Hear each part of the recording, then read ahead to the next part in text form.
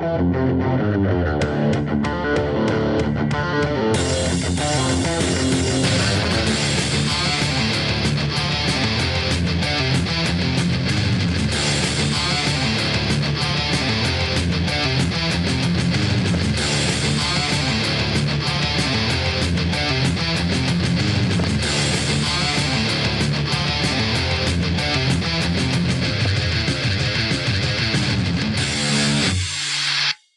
and welcome to episode 3 of Metal Marmite.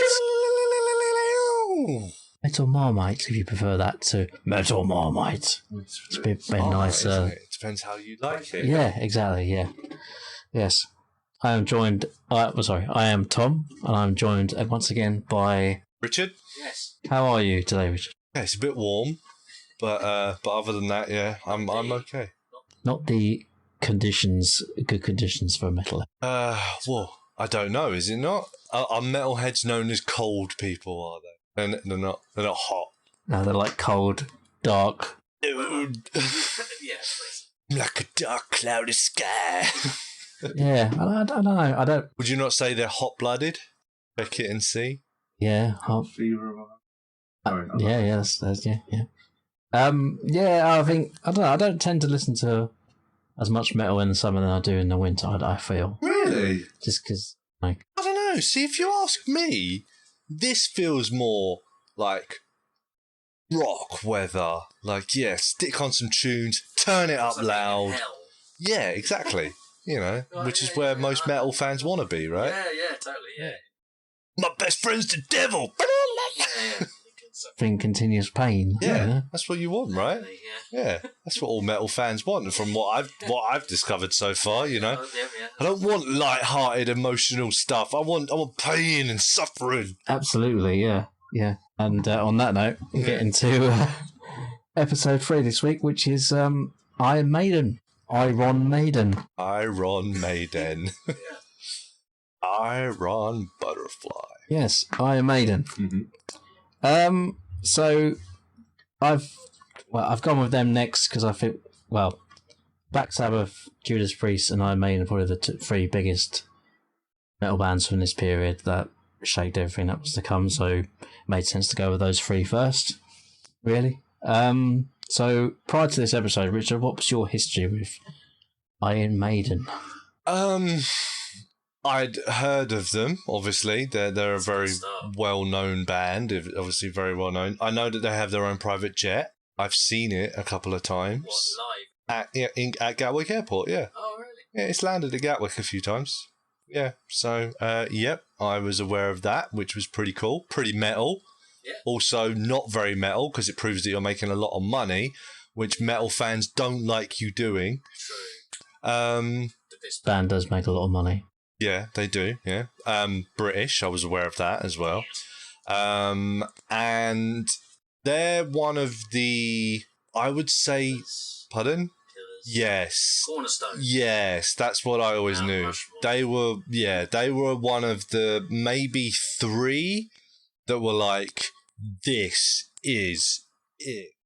You know, like, I know you're saying like Sabbath and Judas Priest, but like, if you talk about like, this isn't probably necessarily metal, but rock, you know, the general overarching theme of rock, you know, they were one of the 3, you know, and that's Iron Maiden, Metallica, and third one. Sabbath? I don't think it was Sabbath. That's the thing. I don't think it was, and it's certainly not Judas Priest. Or just overriding rock, you know. AC/DC. That's it, yeah. So those were the 3 that you're like, these are the 3. If you want rock, these are the ones you want, you know. So that's pretty much where my knowledge started and ended, really. Although we will find out again, much like last episode and the episode, not Sabbath so much because that's very distinctive, but much like Judas Priest, there's a few songs that I'm like, oh, I knew that, and I didn't know it was them. So yeah, there's one in particular which I think would have known before. We'll get into that a little bit later. Mm-hmm. Going way off topic here. Let's talk about my history of Iron Maiden. So, as I mentioned last week, Judas Priest didn't have a lot of videos on TV Mm-hmm. back in 2001, largely due to the fact that they were having a pretty down period at the time. Rob Halford wasn't singing for the band.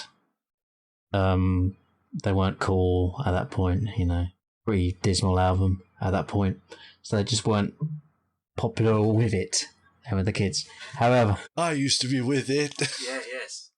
Then they changed what it was. Iron Maiden, on the other hand, had just got back together with their lead vocalist, Bruce Dickinson, a couple of years before. At this point, so I think they were very much in the public eye for that, for releasing a new album and going on tour again with Bruce Dickinson. Can I just say, there's a lot of history in this period of time and bands from this kind of era where they're just swapping the vocalist a lot. Like, would that really happen nowadays? I mean, that's not really a thing that, That's a good take. Yeah. like, the vocalist is like the guy, basically. So when the vocalist goes, the band's gone. There's no band anymore, really, Yeah, it does seem to happen quite a lot. I mean, particularly this with the bands period, we've yeah. covered so far. Yeah, it really has been chopping and changing. Yeah, like you wouldn't think like if that had happened to a band that had come out in like the 2000s, 2010s, something like that.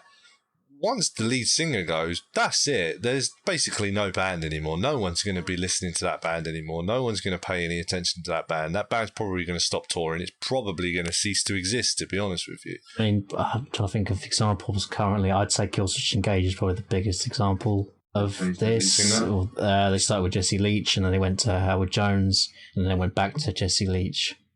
No, Train did it as well. I know we're going completely off of different sound and everything like that, but it's really weird because the two singers sound a lot alike. Okay. Like you wouldn't really notice. Like, oh, that's a new singer. Oh, okay, I didn't know that. Okay, it's the singer that sang Chops of Jupiter. Is that the one they have now? No, that's a different one. That's the original one. Okay. Now, then the new one came in. Okay. And like I said, you wouldn't know that it was a new guy unless you actually knew. Like, and it was like, wow, they sound really similar. It's on the Metalcore podcast. That song is quite. I apologise, but It's quite cheesy, but I kind of like that song. it. I like kind of Train, like personally. it. It's And I quite know dramatic. every metalhead out there is now stabbing themselves in the ear with a screwdriver. But this is the thing about music, is we don't all have to like the same things. Really got off on a tangent here. Anyway, yeah, sorry. Yeah, so Lead singers, yeah. as I was saying, I made them were pretty much in the public eye at this point. Kerrang TV just launched. Their videos were always on. Run to the Hills, Can I Play with Madness, Fear of the Dark, Putting Your Daughter to the Slaughter. They're all on Kerrang, constant rotation. So you know who Iron Maiden were straight off the bat. You know they were a big deal, just like Metallica. So yeah, I liked them from the start. They had that little bit of a stink on them though, from a particular song released by Wheatus called Teenage Dirtbag, which mentioned Iron Maiden. Oh, yeah. Okay. And Iron Maiden was seen as a uncool band liked by geeks in the song, which will...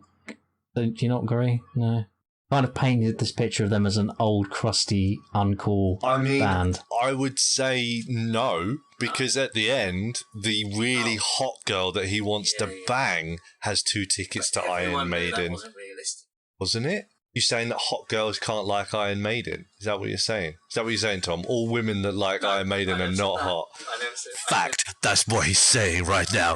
This has been rubber stamped. Tom approved. I said this scenario wasn't plausible. What, that a hot girl who likes Iron Maiden could like a geeky guy? Ah, man. He's just so everywhere. Take this completely out of context. Yes. I know what you mean. They have the image of like, oh yeah, this is the music my dad used to like, kind of. Yeah. Had that old crusty feel about them at that point, but I still like them, their songs and stuff. I always liked them. Again, and a band I didn't really get until streaming came along. I could listen to more and more stuff than before, and you had that eureka moment when you're like, wow, they're great. Anyway, moving on, I'll go, before we start with your thoughts on songs and stuff, go for a brief history of Iron Maiden. All 75 pages worth. No, we're not going to do that. Okay, so they were formed in Leighton, East London. I know that area. Yes. What? Where Orient is, Yes, isn't it? Yeah. in 19 on Christmas Day, 1975. So there's a Christmas miracle. So obviously with Sabbath and Priest, they both go to Birmingham, so we're going a bit down south this time with... Were they called Iron Maiden right from the start? No. Okay. Yes, I have written down... Sorry, didn't mean to jump ahead. No, that's cool that you mentioned that, because they're originally called Ash Mountain, Ooh. which I kind of like as well. That sounds pretty killer as well, Yeah, it's doesn't it? very Ash good. Mountain. Yeah, Ash, that's a pretty cool name for a band. It's like, Sounds very Lord of the Ringsy though, as well. Like Ash Mountain in the deepest depths of Mordor. I'm kind of surprised I haven't heard anyone's come up with that name after that. It is pretty baller though. I like it. Yeah. They were formed by their bassist and primary songwriter Steve Harris, who is still in the band today. He's the main man, the governor.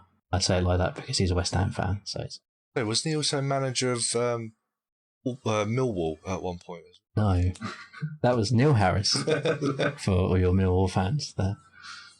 Hopefully, I haven't got that wrong because they won't come for me. Yeah, so they were formed by Steve Harris in 1975. Again, kind of like Judas Priest had their problems with the lineups and stuff.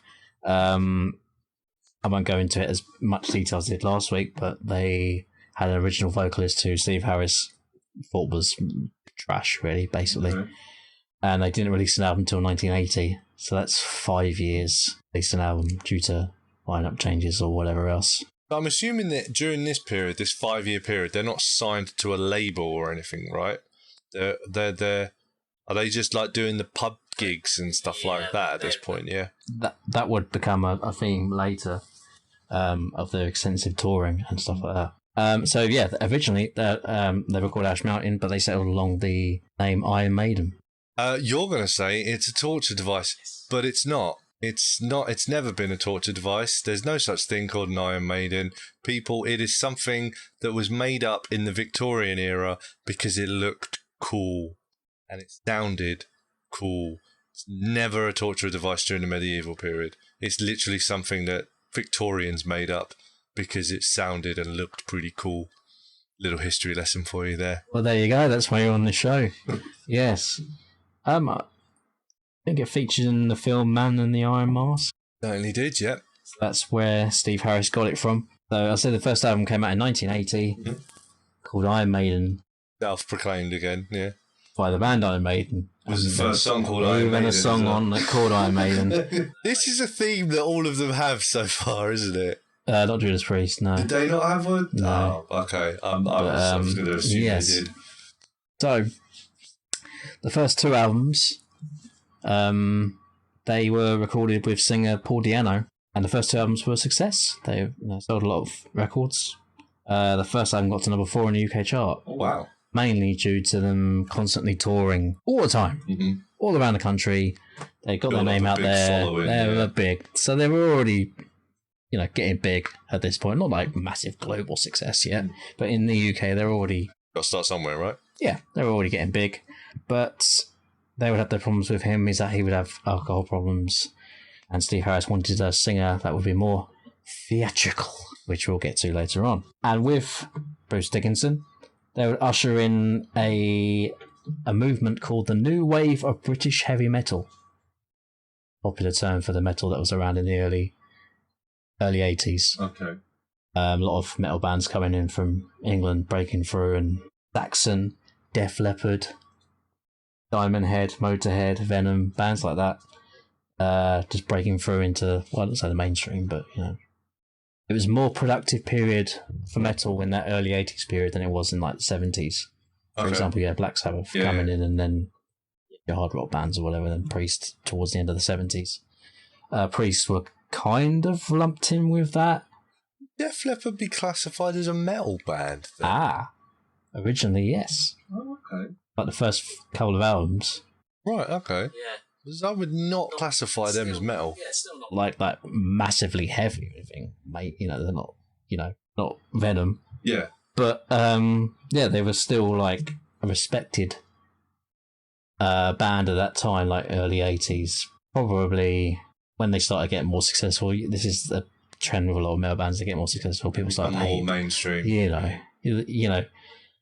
you know what Def Leppard songs are popular and what are not, you know, and those songs were not liked by the people who got into that band originally in the early 80s. Okay. So one thing with Iron Maiden, I always wondered, because they're kind of similar to Judas Priest in a lot of ways in terms of vocal style, operatic, whatever else.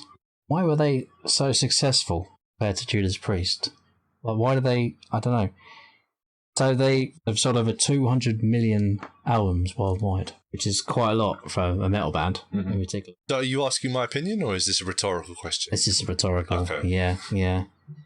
Why were they so successful? Right, so they've had, in total, 5 UK number 1 albums and 5 number 2 albums. That's pretty... Yeah, that's bad, is it? And I know they had a few top 10 singles before I checked and saw exactly how many it was. If you had to guess how many top 10 singles they had in the UK, how many would you... Based off those numbers, I'm going to say 16. Oh, you're only one out. It's 15, which I was quite shocked at. I was thinking 4 or 5. No, 15 UK top 10 singles. I mean, that's mainstream music numbers, isn't it? You know, It's really, I was going through it. A few of them were re-release singles, Right. like live singles Okay. and stuff like this. It shows kind of the reach of the band, you know, that they, you know, getting top 10 singles of re-release singles, like them that much. They've had 6 number 1s in Finland. Finland love their metal though. Oh, don't they do, yeah. Yeah. There's more bands per person in the country in Finland than any other nation. Metal bands, that Yeah. is. I mean, the Eurovision entrances are always pretty heavy, aren't they? So Exactly, yeah.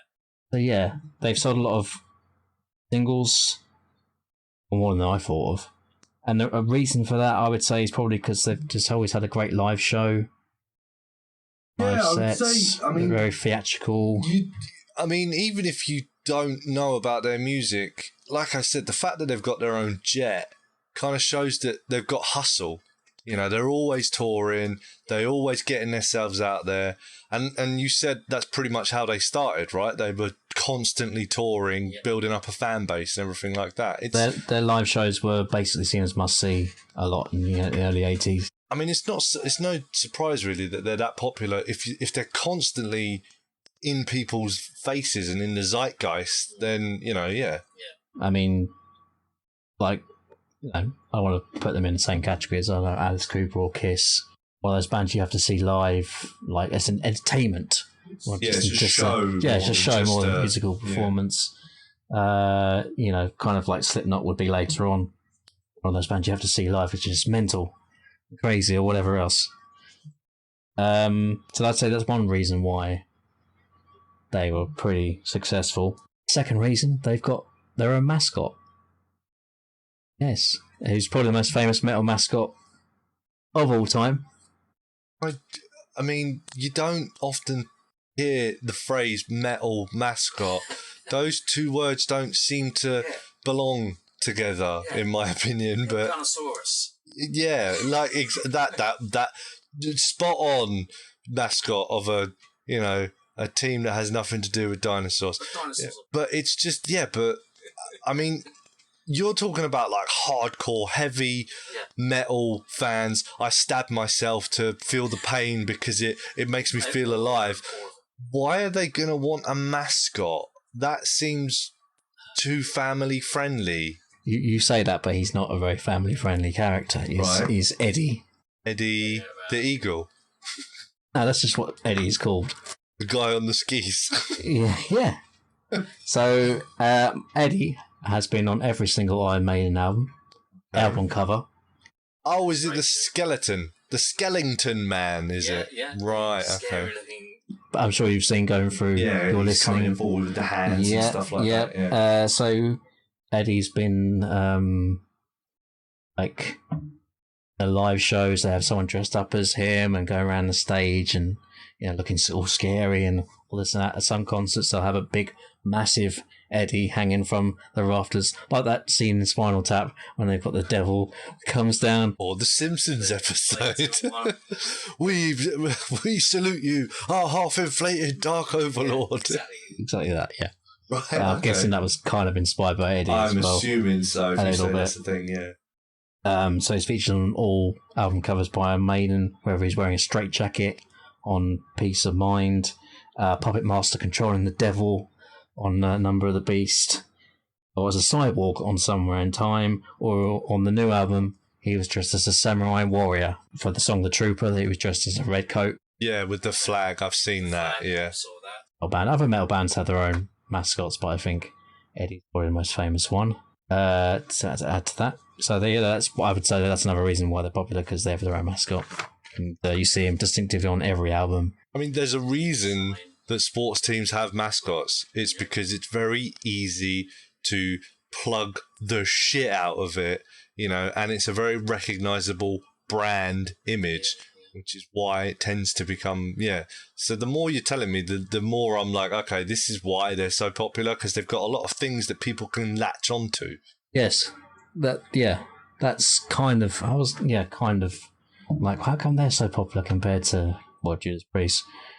More often than not, and why have they sold so many records? Another reason I think is because they talk about a lot of different subject matters in their lyrics, whether it's history, war, mythology, religion, classic literature, all sorts of things. And we're going to go into that in the songs that we've listened to. But some of the songs we haven't listened to, for example, Alexander the Great. What's that about? Self-explanatory. Yeah. About this guy they met down the pub called Alex. He was really great. Yeah. Yep, they got a song called Aces High, which is about killing people in flight. Okay. So it's a war. Oh, dogfighting kind of thing. Yeah, basically. Yeah, okay. And live versions of it begin with Winston Churchill's famous "Find Them on the Beaches" speech, played at every concert, apparently. Yeah, I've actually made a note about that later on, but we'll get to that, yeah. Cool. They've got a song called The Klansman, which is written about the Highlanders in Scotland. Not the KKK. No. Right, okay. Yeah, I could see why you said that. Yeah, that would have been interesting if they'd written a song about that. I'm assuming it wouldn't have been pro KKK, but I thought. Yeah, so it's written about the Highlanders fighting off the English, and this song was released in, I want to say, I can't remember the exact year. I want to say 97 or 98, something like that. So it's fresh off Braveheart. I don't know if it's written of that. Slightly. They've got a song called Passchendaele, which is about a battle in the First World War, and also Montségur, which is the seizing of the castle in 1244. I haven't written down the battle though, for some reason. They've got The Battle of Montségur. Montségur. Yeah, it's a 100 Years War battle, basically. Oh, no, yeah. no, right. Okay, that's fine. They've got a song called Quest for Fire, which is about cavemen fighting for fire whilst fighting dinosaurs. So there's songs about those are just the songs about history I've written down. That totally never happened, but that's cool. They've got songs from written about movies like Phantom of the Opera and Where Eagles Dare. About werewolves, I'm guessing? They Where Equals Dare? Where Eagles Dare. Oh, Where Eagles Dare. I thought you said Where Equals Dare. I was like, that's about werewolves then, yeah? The songs written about movies, Right. yeah. Poetry like The Rhyme of the Ancient Mariner, based on a 1797 poem. 14 minutes long. Got like a 12-minute guitar solo, yeah. Yeah. Songs about Greek mythology like Flight of Icarus. Songs about fencing. Yeah. Like building a fence. I put No, the stakes in the ground! it's a bit metal, isn't it? Yeah. Putting up your own fence. Yeah. No, the other sort of fencing. Yeah. Flash of the Blade. You die as you live with the flash of the blade. Songs. I was going to say songs about TV, which we'll get to a little later on. Songs about religion, like Revelations and Holy Smoke. And even songs about Robin Williams, Tears for a Clown, which was written about Robin Williams. So that's a fairly recent one. Then, That came out 20 after Robin Williams had committed suicide. Quite sad song exploring, this very funny individual who, clearly was suffering. Indeed. So those are some of the reasons why I think they're as successful as they would become. So as I said, they released their first album in 1980 called Iron Maiden, and 1981 was Killers, So those two albums with Paul Diano, and then they would boot him out and bring in Bruce Dickinson from the band Samson. Like someone from an Antiques Roadshow kind of. Ah, I don't know. well, you know what? I was going to say this for later, but I'll do it now. So Bruce Dickinson came in as a replacement for Diano in 1981, but his replacement when he left the band in 93 be a man by the name of Blaze Bailey. Oh, there you go. Now that's a rocker's name, isn't it? Blaze. Yeah. They got blazers and tasers and all kinds of blazers.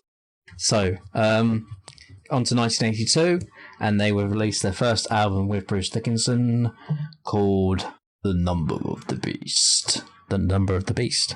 So this is their first album with Bruce Dickinson, and probably their most famous album. I'm not going to say best, but some people do say it's their best. It's probably regarded by the general public as their best. Mm-hmm. But down to opinion, isn't it, at the end of the day? But I would say this is probably the most famous album of the lot. And I'm going to get your thoughts on the songs now from this album. So we're just going to start with, and there's a lot to unpack.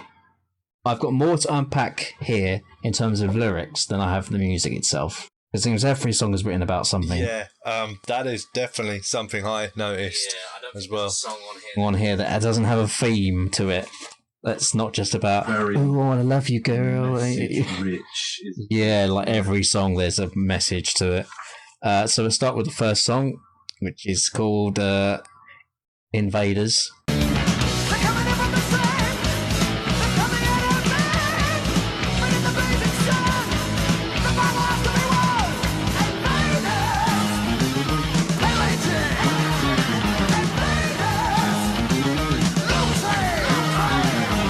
Invaders. What did you think of this first track? Right. Well, before we get into all of this, I'm going to put in a brief caveat. Ooh. Now, everything that you have mentioned so far suggests I will love this band. Popular, grinding, working hard. They have a fucking mascot. Their songs are very message rich. They talk about like history and things like that. Everything suggests I should like this band. However, I have a feeling I'm going to really piss you off this episode. This is going to be the episode where I really disappoint you, I think. Okay, but We'll get into that later. Yeah. But we'll start about Invaders. I put down it's pretty fast. yes, And fierce. It kind of comes out of the traps. It off the bat. does not hold back straight away. It goes into it. And it's got that very 80s sound again.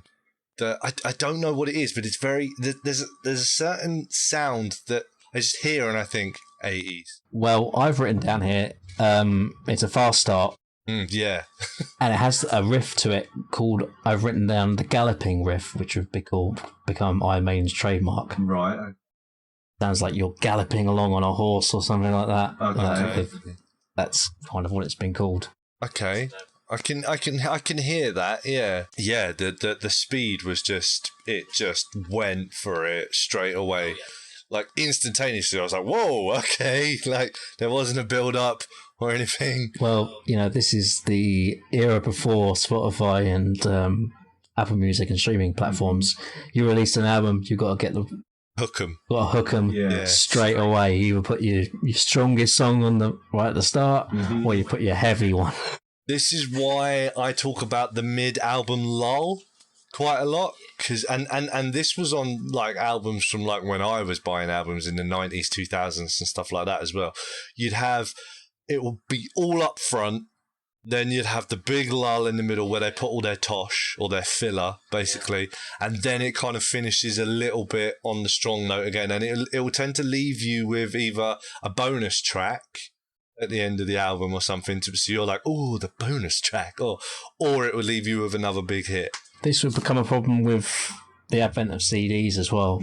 Bands having to feel they have to fill the whole time up on a CD rather than just putting their strongest songs onto set or whatever, or vinyl, in a certain amount of time. What do you think the song's about? I'm guessing it's something to do with people invading. That's a good assumption, Richard. Yeah. I couldn't figure out where they were invading and whom was invading, though. At the Viking invasion. I kind of thought that, but then I thought, are they going to go for that, considering that you have the Foreigners as well? The Foreigner by, help me out here.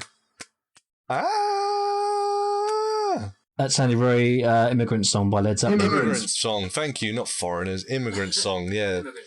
Yeah, which is also about the Vikings. Yeah. So I was like, is everyone singing about the Vikings? But yeah. What did you think of the song? Yeah, and all I had down here was it just wouldn't let up. It was relentless. It was so fast and really fierce, and I don't think it lulled at any point. It was just the guy's fingers on the guitar must have been bleeding after this. It was like, I hope they were. yeah, it was just relentless. It just didn't stop. But the guy's vocals, I mean, obviously this is something theatrical is a great word. It's his vocals seem to be a show in and of themselves. I mean, the way he says "invaders" alone is just hooks you. It's yeah. Invaders. And what will become a theme throughout this album, he talks about raping and pillaging, or raping and plundering as it is in this particular song. I mean, this was quite a common thing during wars in the past, and unfortunately nowadays as well, which it shouldn't be, but... yeah, so did you like this opening? Yeah, I did actually. This was one of the ones I was quite impressed with. I was like, yeah, that went out of the blocks, and it was Usain Bolt-esque. It just went boom, and then it was gone, you know? Like, I will say I like the song a lot. I will say I reckon there's 2 songs on this album which are perfect. Perfect? This is not one of them, though. Okay. That's a bold word to use, though. Perfect. I was listening to this album, and I don't think this album is my favourite, but I don't know. It hooked me a lot more than it did in previous listens, and I think there's 2 songs that I think I love so much. I think they're perfect, but we'll get to those. Okay. So I think it's a good way to start an album. It's fast, it's heavy, it gets you going straight away. You know, there's no let up. This is what you had to do back in the day if you're a band that played this solid music. However, we'll move on to track 2, which is not quite as heavy. Children of the Damned.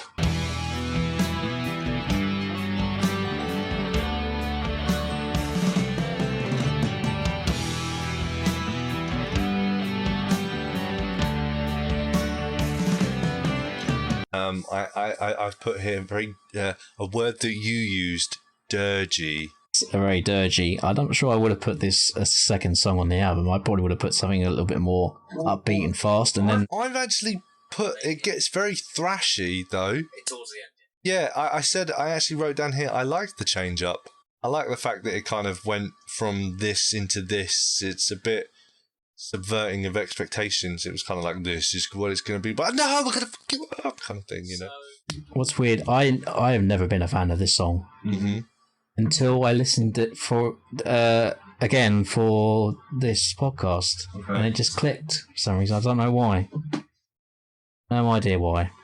But yeah, it starts off pretty slow, and then goes up into the very galloping riff, as I said before, and gets very thrashy as the song gets on later on. What do you think this song's about? I'm assuming it's got something to do with like Children of the Damned. I don't know specifically. I'm trying to think what will be going on in the world at that point. Maybe it's a mythological one. No, it's exactly what you said before. It's something about it's based on the 1963 film. Right. Oh, it's the film. Oh, okay. Children of the Damned. Okay. About 6 children with psychic abilities who are forced to battle for their survival. Yeah, so we're tackling dark topics here. Okay. Into song 2. As I said, I never was a fan of this song much, but it just kind of clicked with me this time around. I'm not sure why. You like the song? Overall, no. I liked the change up. I liked the difference between the 2 sounds. The juxtaposition worked quite well for me. But overall, no. Okay. Well, we'll go on to song 3 then. And I want some information, Richard, about what you thought about this song. Some information. I have no information. It left no impression whatsoever, which sometimes is the worst kind of insult, really, when it comes to music. You know, you can not like a song, but you've obviously paid attention enough to know that you don't like it. But then when a song comes on that you don't even really register has come and gone. So we're talking about The Prisoner. You are number 6. I am not a number. I am a free man.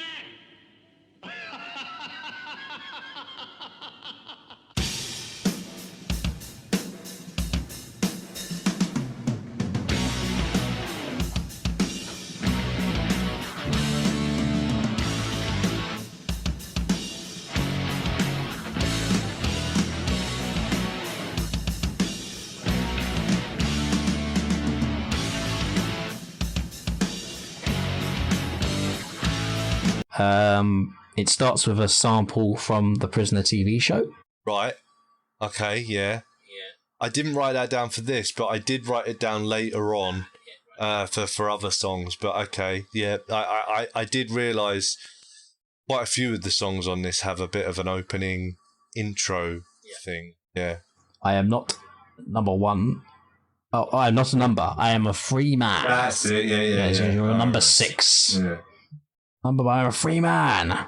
And then we get into the song with Who's the number 1? Yeah. Number 2.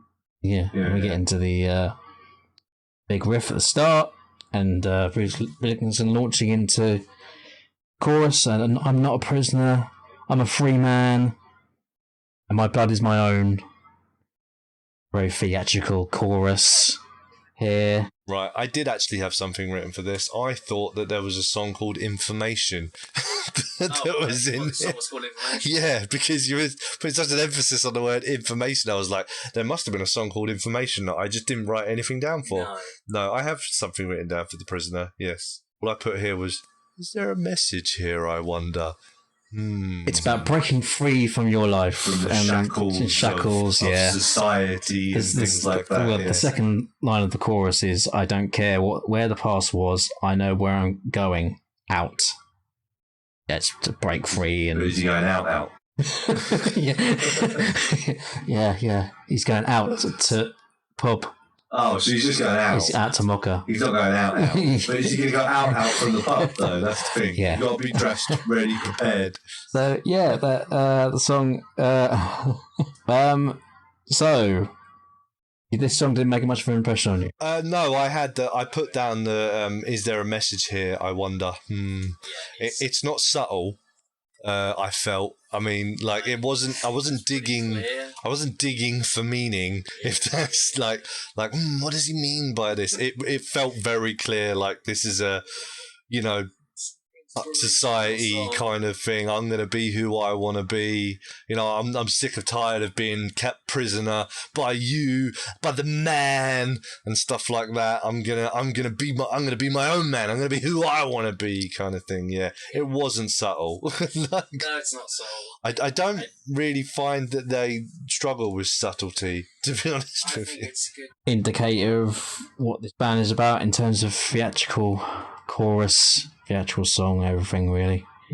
And it is one of the 2 songs that I think is perfect. Ooh. Totally disagree, but okay, yeah. No, I would say it doesn't even come into the region of being good, let alone There you go. perfect. Finding something more about you here.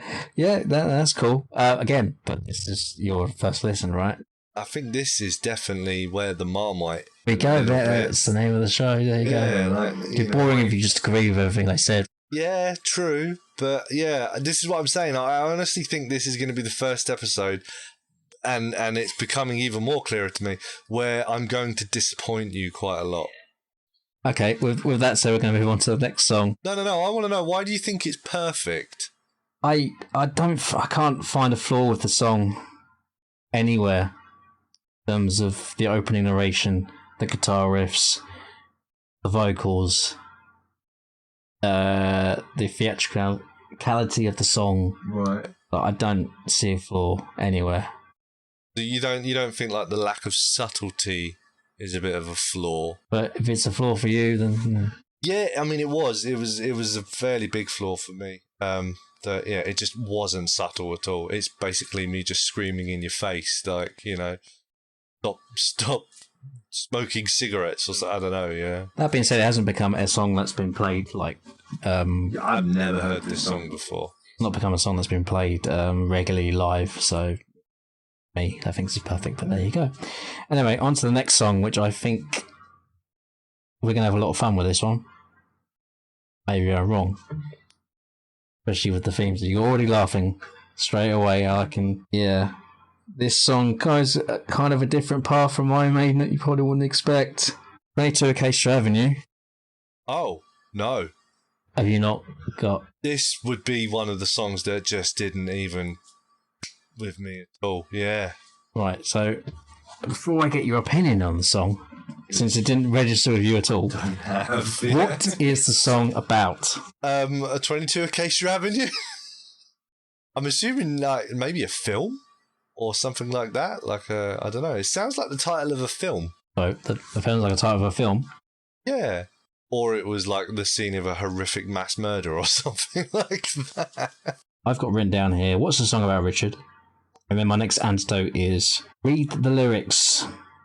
So, if you're feeling down, depressed, and lonely, I know a place where we can go.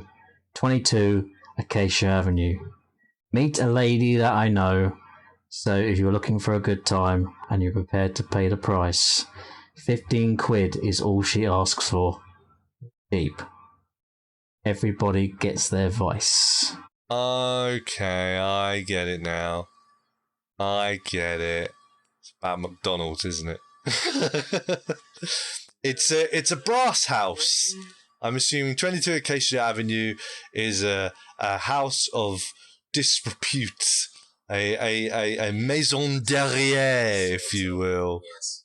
As we go further down into the lyrics, we've got the lyrics: beat her, mistreat her, do anything that you please, bite her, excite her, make her get down on her knees, abuse her, misuse her, and take all that you've got, caress her, molest her.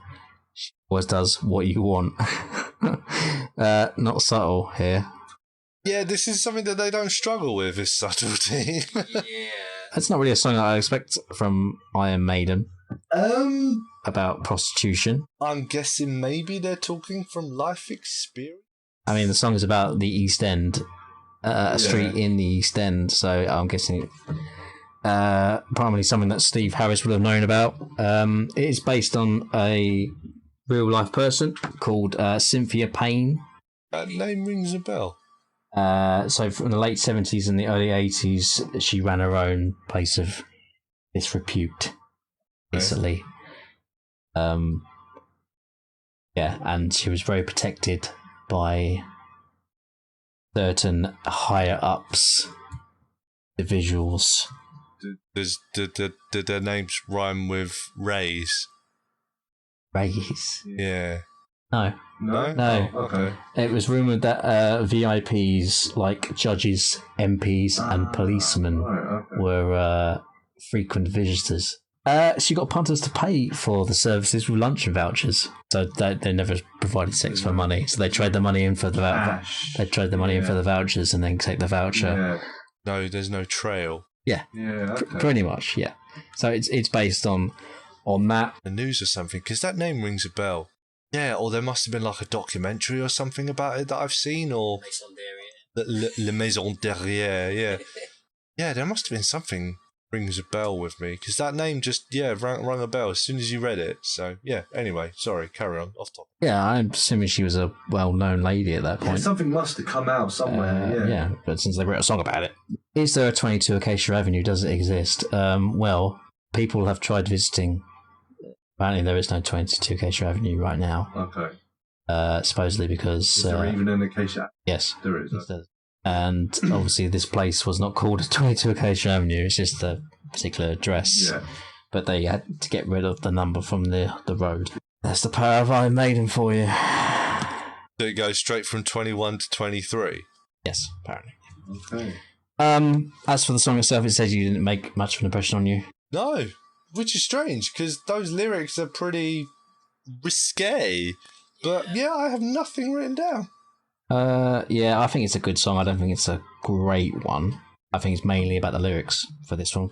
Controversial lyrics, as you would expect from a band that has the devil on the front cover. Mm-hmm. That's another reason I forgot to mention as to why they were so successful. Controversial.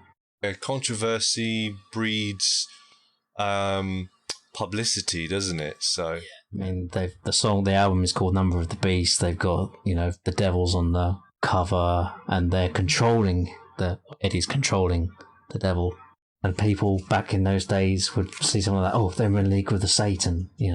play the song backwards, and it's going to tell our kids to murder people. Yeah, It's like what it was in the in the early 80s. When people who hadn't heard this kind of music before. The satanic craze in America. Yeah, they would think, oh, what is my child listening to here, It's a perfect segue to song 5, The Number of the Beast.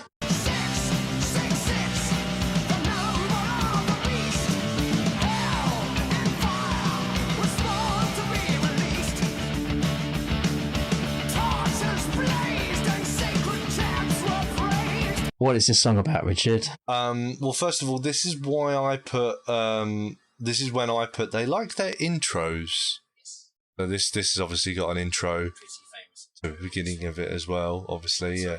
This has got an intro to it at the beginning of it as well. Yeah, like many of the songs do. So, what do I think the song is about? I don't know. I didn't really write that down. I just wrote what I thought about the song. I mean, it's obviously about the number 666. Maybe I'm thinking like The Omen. Yes. Yeah. Okay. Bang on. Yep. It's the song was inspired by a nightmare Steve Harris had about Omen 2.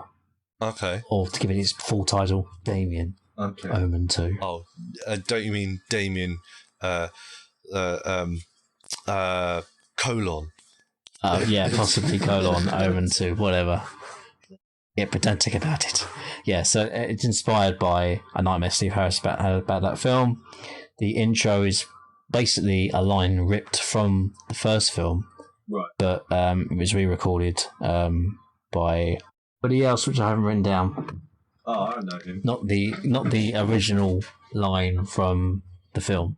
They just got someone else to read it. Read it, yeah. They did want Vincent Price originally, That would have been a good grab. but wouldn't it? apparently too expensive. I can see that. Big Yeah. film star, wasn't he? In I mean, in the 60s or whatever. Jackson could afford him. Maybe that's why they couldn't, because he was busy doing Thriller. Hold on, was that the same year as well? 82? That was early 80s, maybe 83? Yeah, 1982, same year. oh, that's why they couldn't. So they were preoccupied. He's preoccupied with Michael Jackson. I'm already good. Yes, yes. Well, Michael Jackson can afford me. I don't think you can. I'm very, very pricey. Oh, hey! No pun intended. So this song reached number 3 in the UK Okay. in 1990 and in 2005. But Hold on. 1983. Hold on, yeah, 1983. So they re-released the song twice. Wow. But which is bizarre, really. Shows the reach this band have. Yeah. As I said, this song caused a lot of controversy when it was released by religious types, obviously getting upset about it. People burned the band's CDs because it's called Number of the Beast. There's a song on it called Number of the Beast. The opening show is from The Omen, but it's based on a line from the Book of Revelations. So it is a Bible line. What did you think of the song? Yeah, it was all right. I've got it, sick guitar lick to start. Is Yeah. what I have written down. Yeah. Yeah, that's a pretty sick guitar lick I have written down that I really liked. So yeah, I hadn't heard this song before, surprisingly. So this isn't one of the songs that I've like. Oh yeah, I know that song that I didn't know was Iron Maiden. I've never heard this song before, which is surprising considering you said it's been re-released twice. Yeah, but it was okay. I didn't love it. But I did enjoy the guitar licks in it. I thought that was Great guitar work in it, I thought. I was really impressed with the guitar work. And his voice is very, yeah, like you said, theatrical. So he kind of paints the picture for you. But wasn't enthralled by the song. So, yeah, I don't know if that makes me sacrilegious or not. I'm not sure. But, yeah, apart from the guitars, nothing else particularly impressed me that much. Okay, so yeah, this is one of the biggest hits they've had. It gets played pretty much at every live show they do. It's one of the big ones, and it is the second of the perfect songs for me on this album. Can't find a fault with it anywhere, even though I've heard this song God knows how many times, and I probably should be sick of it by now. I'm not. It's great. Perfect. Great intro. Great guitar. Great vocals. Everything's on point. Even though I've listened to it, I kind of put it in the category of Ace of Spades, where I probably should be sick of it by now. But the thing is great. That's just my opinion. Okay. On to track 6. From one big hit to another. Run to the Hills.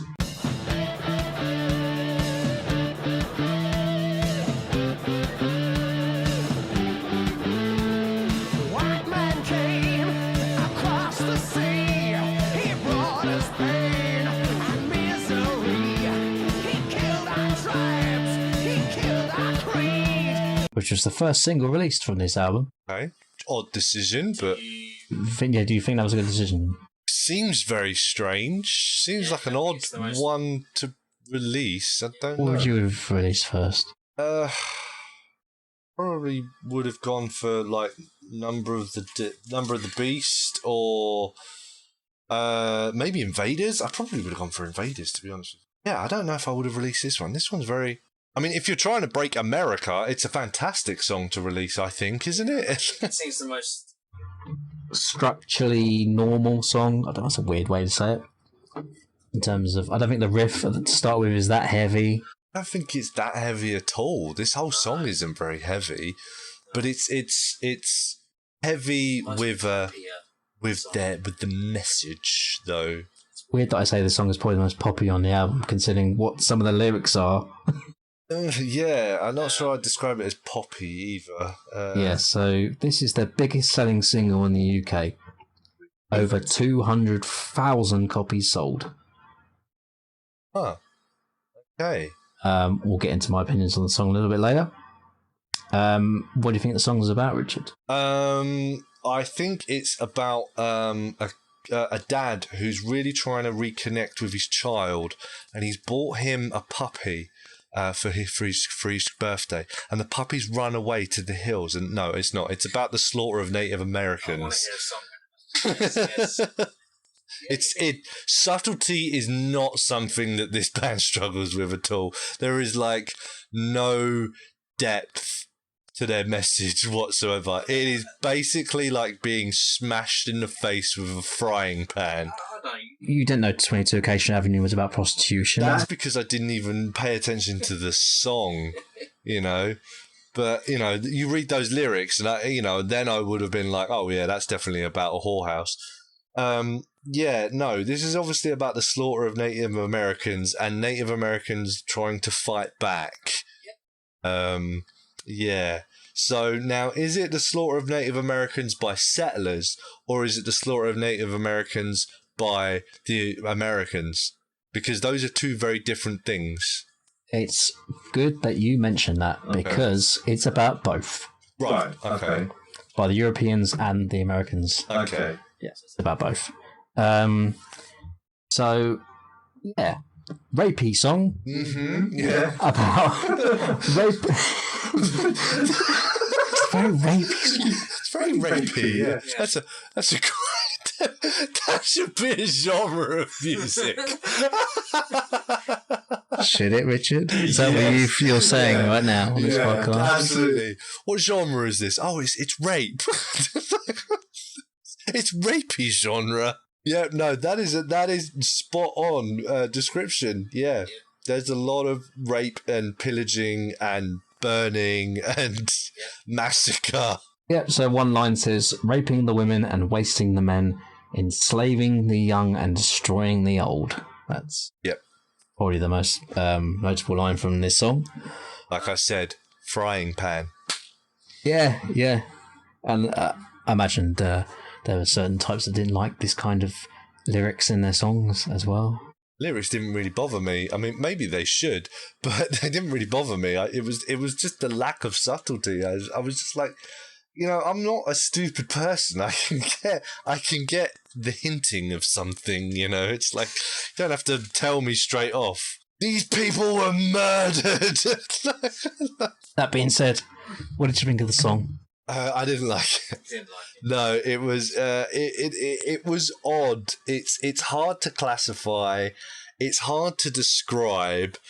Rapey is probably the best description that I could have come up with for it. It had no subtlety whatsoever. I'm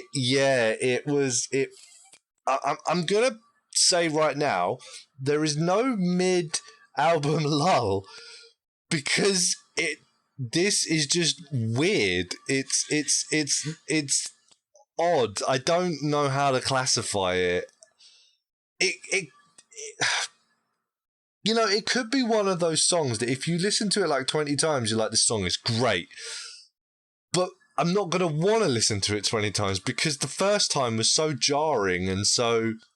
It didn't make me feel uncomfortable. The subject matter, I didn't really like, oh God, this is too much for me. Oh no. It wasn't that. It was just, what is this?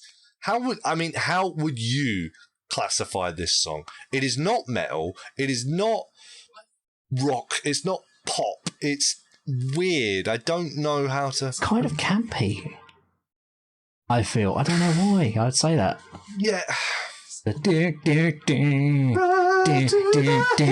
even the guitar.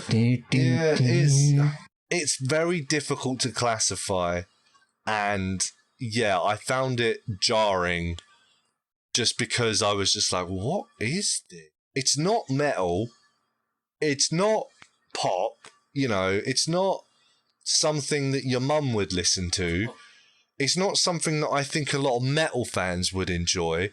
So who's this for? I don't know who this is for.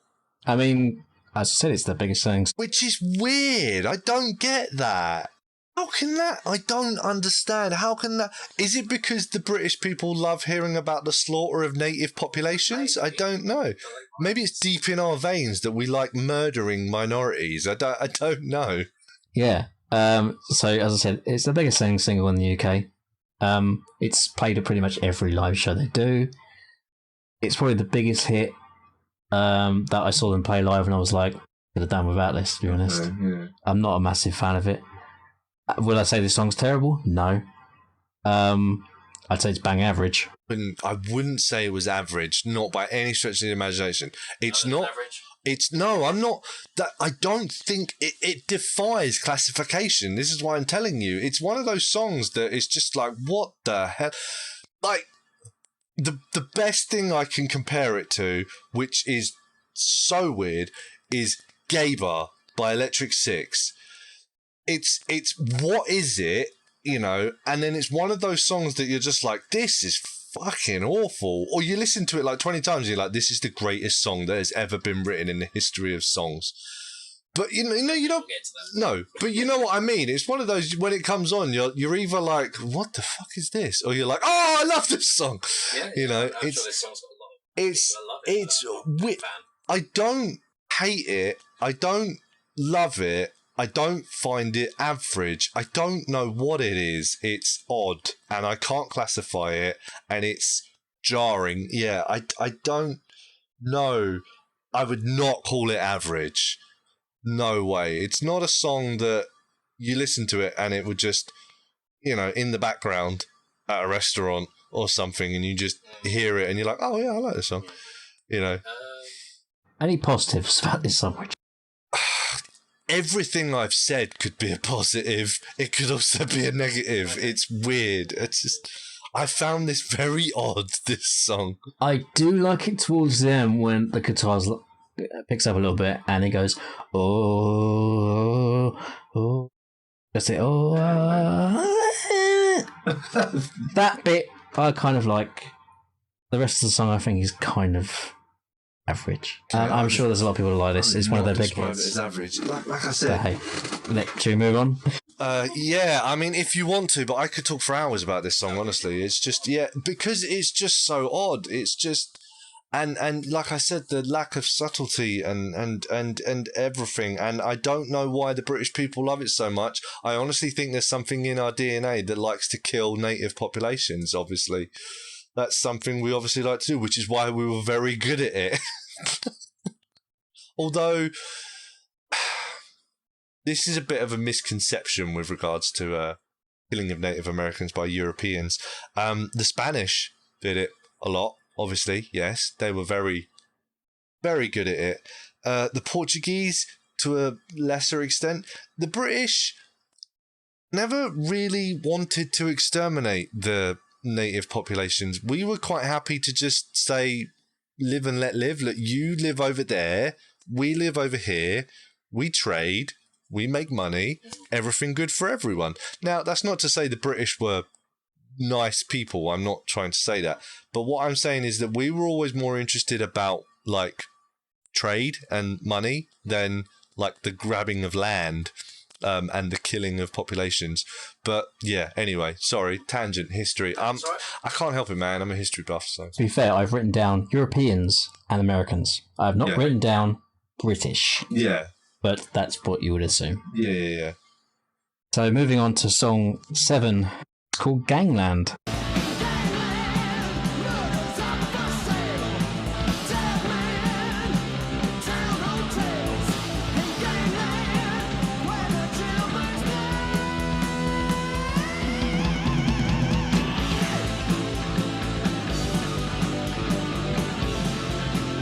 What do you think this song's about?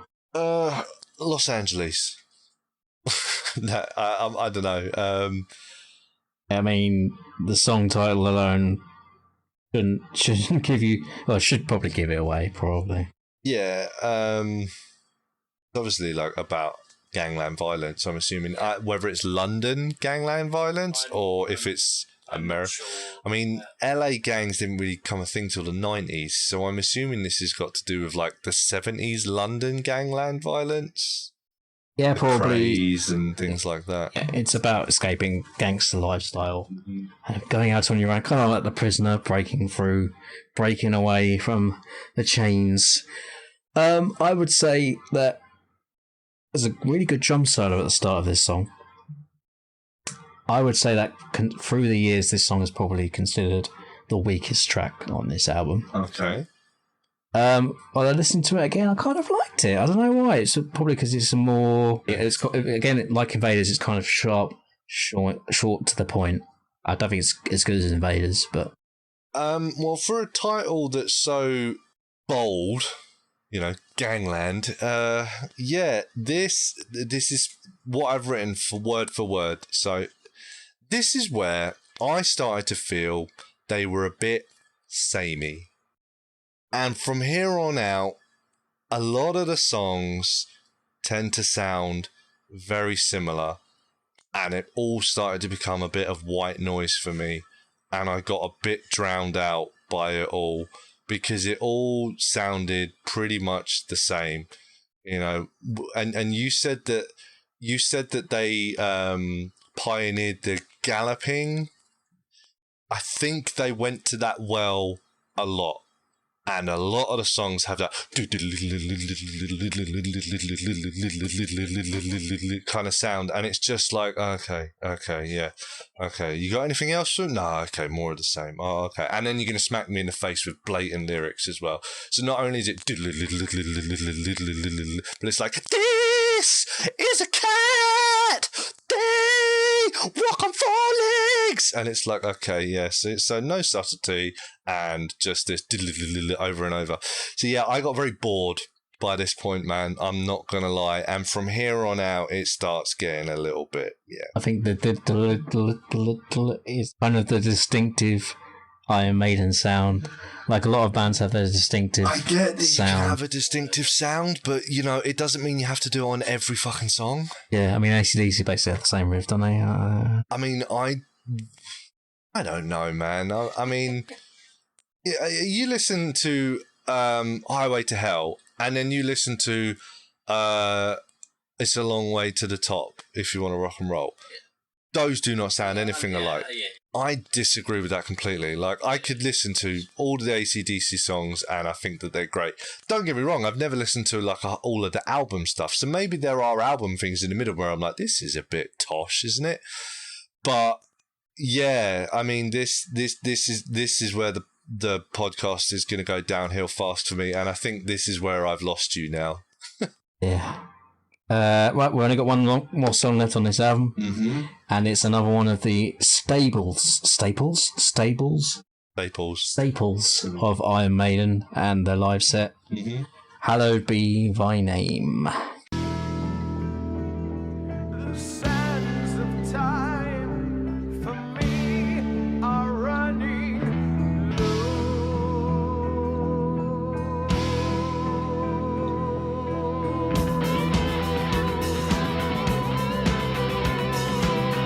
Blasphemous, isn't it? No, it's No, you're just singing about the devil. I mean, it's Bible, really... isn't it? The Lord's Prayer.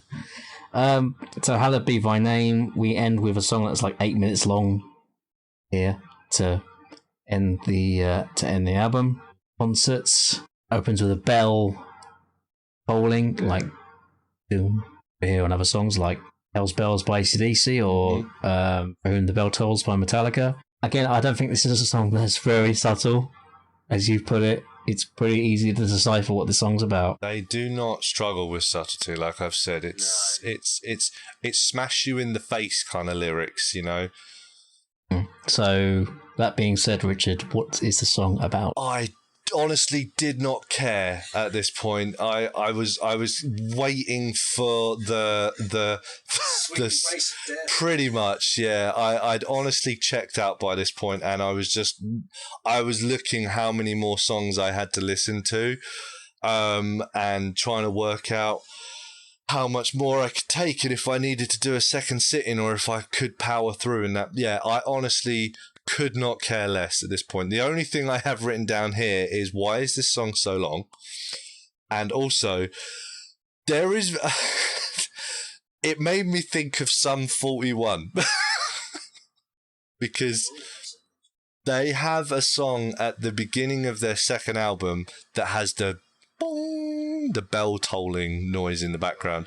It's basically like a sermon by like this guy of like, you know... yeah, and it says something like, to aid the womb in giving birth, a group that will appear and guide you through this final year. The dark armies then will come when the sum is 41. It's basically like a prophecy, end of the world, Armageddon kind of thing. And it just reminded me of that, to be honest with you. I was just like, yeah, I could, yeah, I got that. I've never heard this song in my life, but what do you reckon it was inspired by? I mean, it's obviously... Hallowed Be Thy Name is the Lord's Prayer, but I don't know. It's either, I mean, maybe I'm overthinking this, and it's obviously they're not very subtle, so it's obviously something to do with religion. But something inside me makes me want to say it's like a book, or like a poem or something like that. Reminiscing about his life and stuff that he's done. Yeah, very dramatic song. Goes on for 8 minutes. Yeah. I like the fact you said you don't like it goes on for a long. You would not like their newest albums. The albums that they put out, well, probably since Bruce returned in 2000. Have so many long songs on them. Oh right. Yeah, the last album called Senjutsu I didn't like at all. It was just so long and so boring. So yeah. I mean, don't get me wrong, I don't mind a long song, but it's just when it drones on and on and on, you're just like we've had this discussion before, you know, about like Purple Rain is a great song, but it doesn't need the for like 20 minutes at the end. It doesn't need that, man. Come on. But yeah, anyway, yeah. So it goes on for a while, this song, doesn't it? Yeah. Mostly guitar solos. Nice big vocal by Bruce at the end, you know. Pretty good guitar work. problem is, yeah, I just stopped caring by this point. I'm really sorry, man, and I know this is probably eating you up inside, and everyone hates me now on who's listening.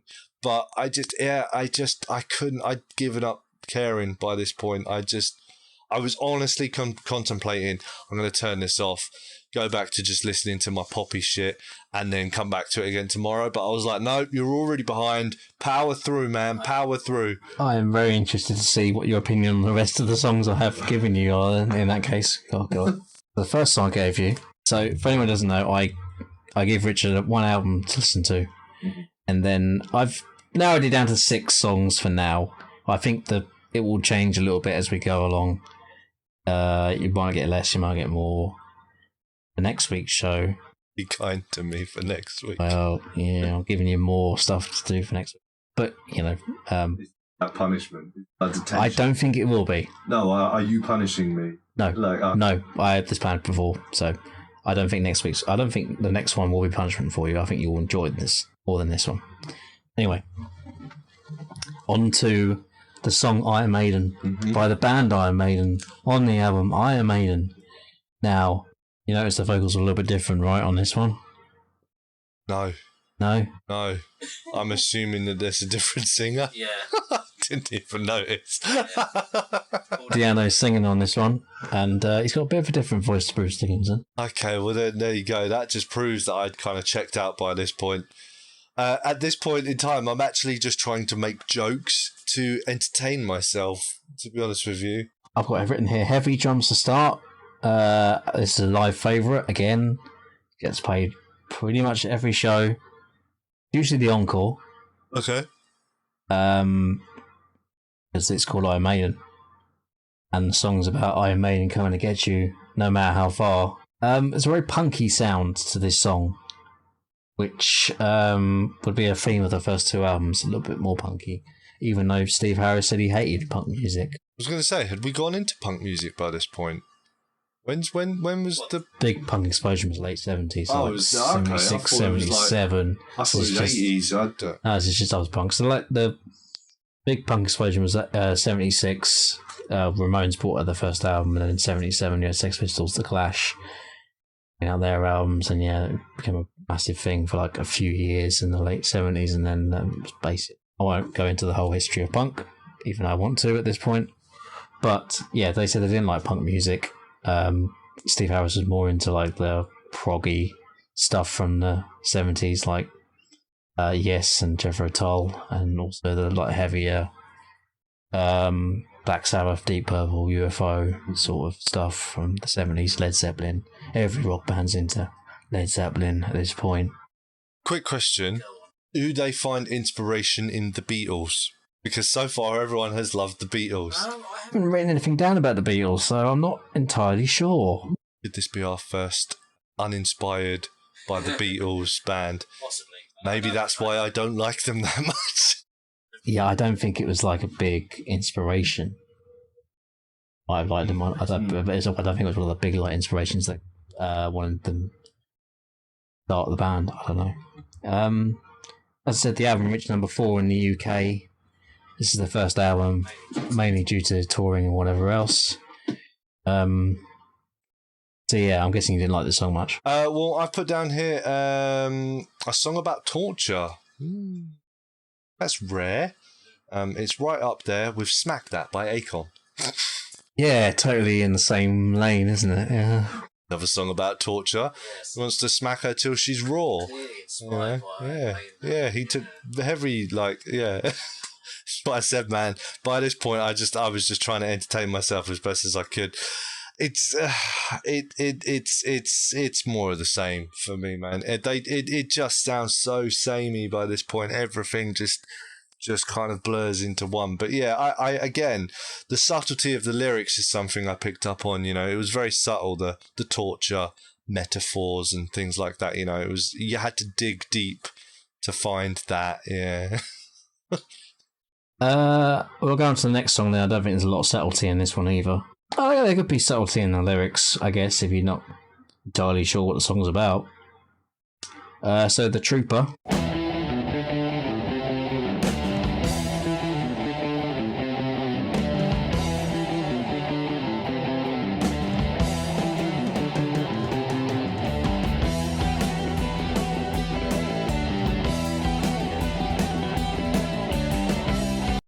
What did you think of The Trooper?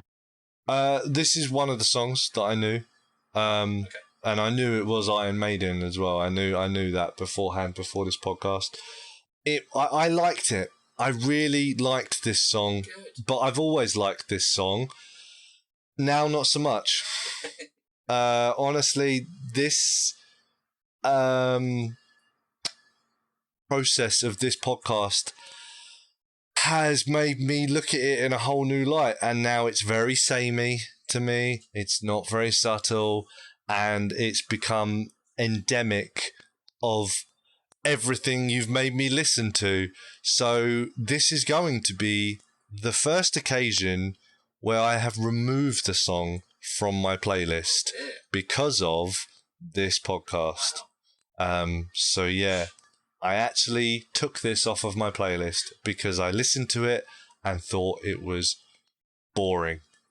However, I do have a pretty sick remix of it with of a mashup with that and Beat It by Michael Jackson on my playlist.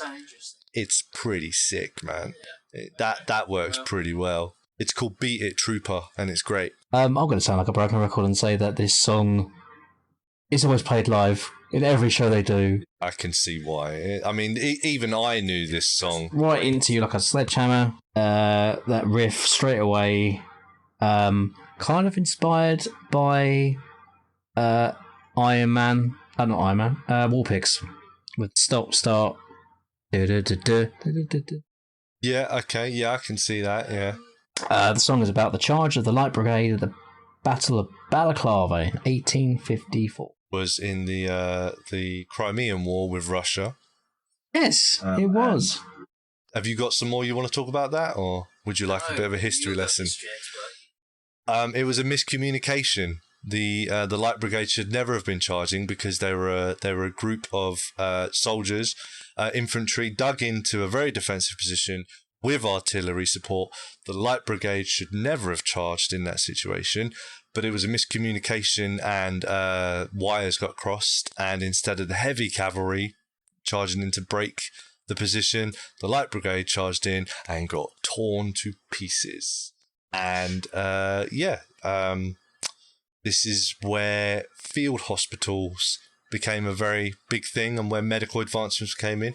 Florence Nightingale was obviously a big part of the Crimean War, and this particular charge was one of the reasons for that, because back home it was seen as an absolute travesty. The British Army would be defeated by the Russians. Go. I hope you've learned something there. So I think, is this the biggest example of the Iron Maiden galloping riff? I think it is. Yeah, I'm totally going to agree with that. Yeah, and I think that's why you removed it from the playlist. Yeah.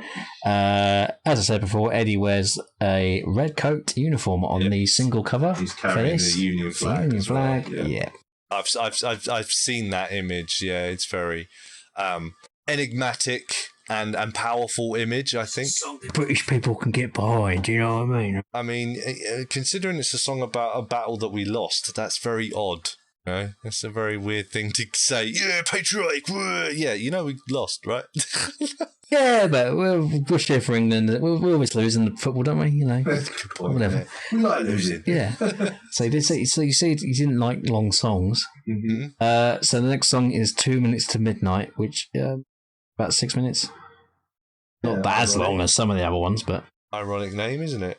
what, 2 minutes to midnight in the last 6 minutes, right? Yeah. This was the first single from Power Slave, which was the next album after Peace of Mind, to reach number 11 in the UK. So, what was the song about? I don't know. Okay. I haven't written anything down, man. So I've just given up by this point. And even sitting here, I'm feeling exasperated already, you know, to be honest with you. So I don't know. It's probably the guy that was just sitting around and he didn't know what the time was, and he looked at the clock and it was 2 minutes to midnight, and he just thought, oh, okay, there you go. That's probably what it was, you know, given the subtlety of it all. I'm assuming it's something to do with the Doomsday Clock, right? Yeah. That's right. Yep. So I originally thought it was a song about the Omen again, because it goes 2 minutes to midnight to kill the unborn in the womb. So I thought it was something to do with the Omen. Okay, yeah. I kind of, now you've said that, I actually feel that vibe, hearing it again in my head now. Yeah. But yeah, I'm assuming it's about the standoff between in the Cold War, right? Yeah, it's about the Doomsday Clock. I won't go into the whole history of it.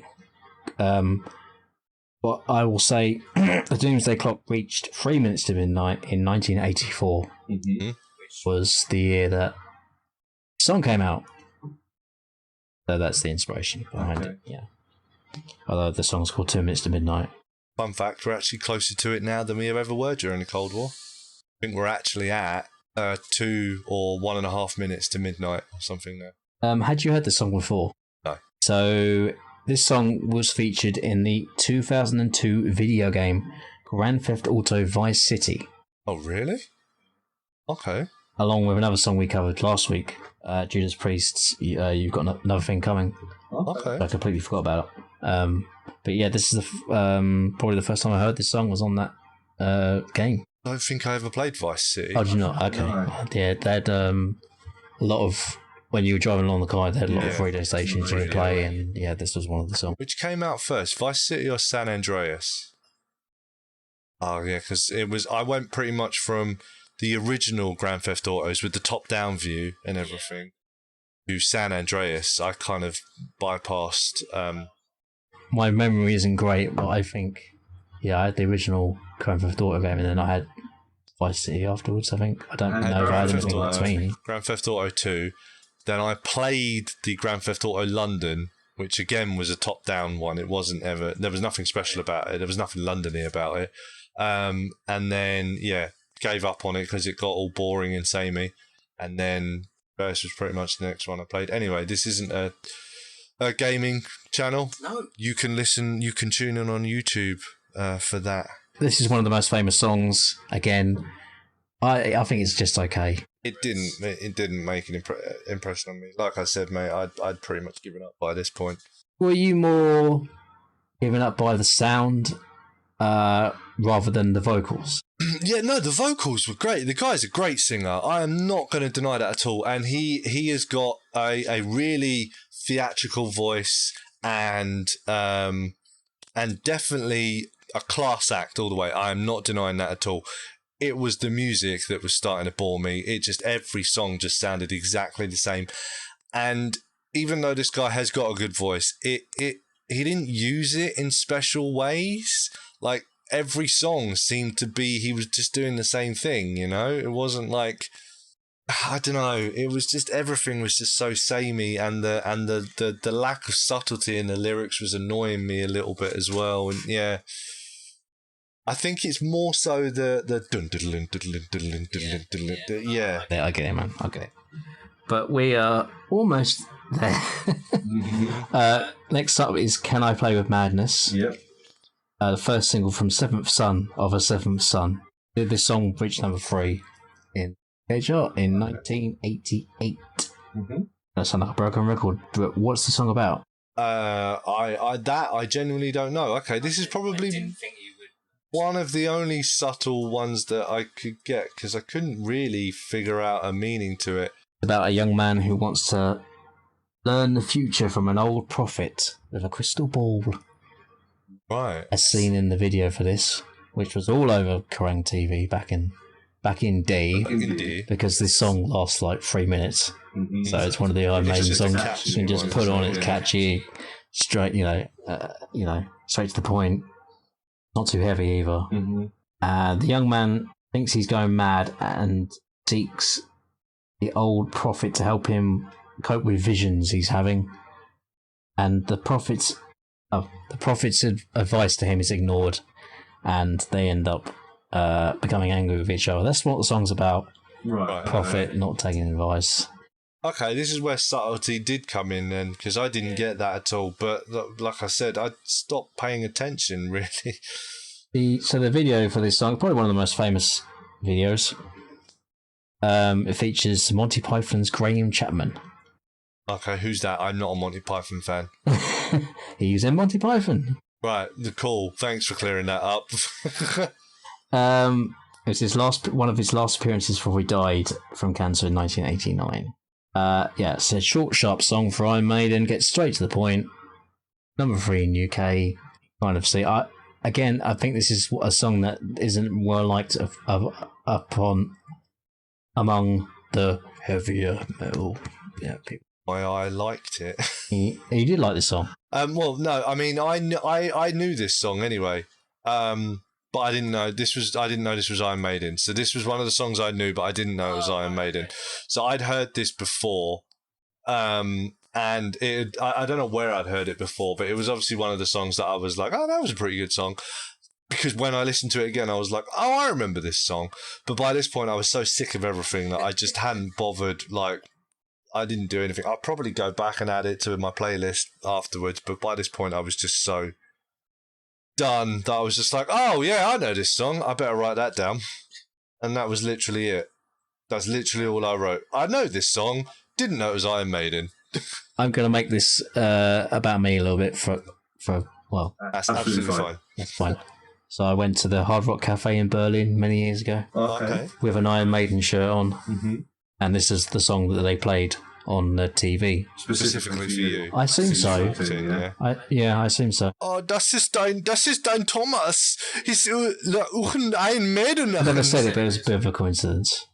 He's Ubermensch. Yeah. Yeah, pretty much. So, as I said before, Iron Maiden have had 15 UK top 10 singles. This one got to number 3. However, the next song I'm going to talk about got to number 1. Wow. And it's the only UK number 1 they've ever had. Reaching number 1 on the 30th of December 1990. Just after the Christmas one. Mm-hmm. Bring your daughter to the slaughter.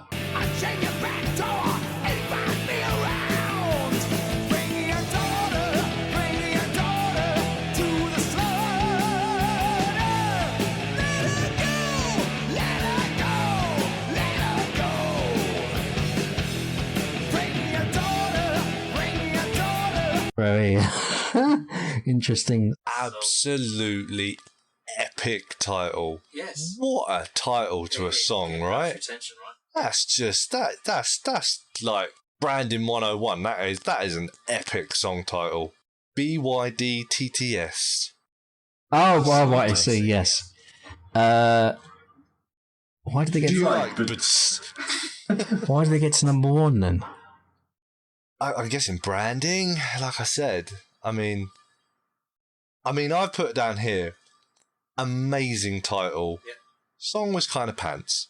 Yeah, it's not one of my favourite. I kind of liked it when I got into them originally because the video was on MTV, MTV, Kerrang TV a lot. He had the spooky video. Right. Like So I'm you had- assuming this is like a satanic-y, ritually kind of thing. yeah, like images of druids and stuff in the video, and People yeah, holding torches and stuff. yeah, very yeah. So it's a very silly title. It's not well liked amongst fans because it's a bit pop silly. Okay. It was originally recorded and released by Bruce Dickinson for the soundtrack to Nightmare on Elm Street 5. Okay. But Steve, Classic film. yeah, not really. Steve Harris liked it so much that he wanted him to re-record it for the album. Right. No Prayer for the Dying, which is seen as the start of Maiden falling apart, really, that whole album. Okay. Yeah. The original song by Bruce Dickinson, won a Golden Raspberry at the Razzie Awards for Worst Original Song. Okay. Yeah. I've never heard the Bruce Dickinson version, but that's an interesting fact. Okay. Song Whose version is this? Sorry, the one I listened to. one you listened to is the Iron Maiden version. Right. The one that won the Golden Raspberry Award is Bruce Dickinson's. As a solo. Yeah. Right. So Bruce Dickinson isn't. He's not in Iron Maiden at this point when they. He is. So wait, he's sung it with Iron Maiden, He went solo. and he's also done it as a solo He song. went solo a little bit. Oh yeah. but he would eventually leave Iron Maiden to concentrate on his solo career. So he did the solo Yeah. and with Iron Maiden. Yes, What did you say? yes. Right. Okay. So that's a bit confusing. Yeah, I was getting confused because I was like, right, so obviously the one I listened to was with the other singer, but then you're like, no, and then I'm like, right, so wait, hang on, wait, he released this song twice, solo and with the band. That's odd. That's weird. Yeah. It is a little bit weird, yeah. Although you can find that version on Bruce Dickinson's Greatest Hits. He has a greatest greatest hits. Yeah, in case you want to listen to that. Does it include the song "Can I Borrow a Feeling"? No, you should do that. You lend me a jar of love. I think you do well. So the song was banned by the BBC. Just for the title, I'm assuming. Yeah, because there's not really anything in this song that's like. I don't know if that was the inspiration behind it getting to number one. Usually is, isn't it? Like, oh wow, I have to hear this song. You know, maybe. usually the best thing you can do for an artist, isn't it? Is banning their song somewhere because everyone goes out and buys it. Yeah, I think when it got to number one, like Told the Pots like played like a minute or two of the song and like didn't play. Right. So they never really had the support of radio, ever really, or Okay. anything like that. The song's a bit silly. You get the oh, Yeah, the druidic chanting. The Dream Team theme tune. Oh. Yeah, it's totally inspired by that, yeah.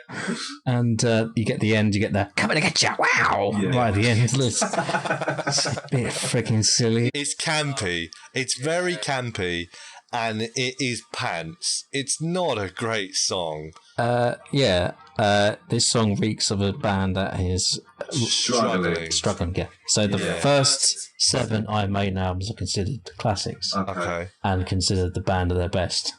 They released this album and this song, and like the wheels are starting to fall off. Yeah, this is very of all the latest medical poop stuff, you know. Yeah, this is worse than the song about Mr. T. Yeah, you can see. I mean, this is not. It's not good at all. It's not good for the reasons that I've already listed. It's a very song, isn't it? You know, like okay. I'm surprised it got to number one. Like, it's got to be the fact that it was banned. That has to be the reason, because everyone goes out and buys it because that's the only way I can hear it. I find Bruce Dickinson's vocals on this are very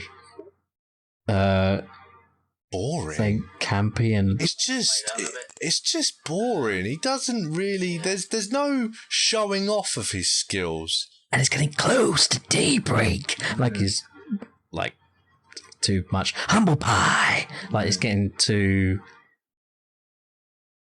parody. It's almost like a parody of himself, I find. Yeah, like a Weird Al Yankovic version. Yeah. So we're not quite finished with Bruce Dickinson just yet. He would go on to one more album with Iron Maiden called Fear of the Dark. Before he would leave in '93, and then we get Blaze coming in. Mm-hmm. Blazer. Blaze Bailey. So yeah, Fear of the What is it? What was the other guy's name? Ripper. Ripper Owens. Oh, Geezer. Geezer. That was it. Yeah, Geezer Butler. What a name. These guys should all be in a band together. Geezer Butler, Blaze. What's it? Blaze Bailey, and then what was the other one? Ripper Owens. They should all start their own band and just call it the Badasses. I'm assuming that more than one of them probably plays the same instrument, but I don't care. They're just Definitely if you're listening, make it happen, boys. Okay, so we're on to our last song then, Fear of the Dark. From Oh, okay. You've skipped over No Prayer for the Dying. No, I just gave you that. The song "Bring Your Daughter to the Slaughter" is from No Prayer for the Dying. Yeah. So I didn't give you that song to listen to. Well, I must have been a miscommunication. I'm just going to check your message. I'm pretty sure it's listed down there. not, then I apologise, and I listened to it anyway. And it's quite interesting because I actually have comments on it. Good comments. You did. You're right. I'm sorry. Yep. This is how little attention I was paying by this point. There you go. Even the stuff in brackets I listened to. Okay. Would you like my thoughts on this? I'm going to say no because I didn't put it.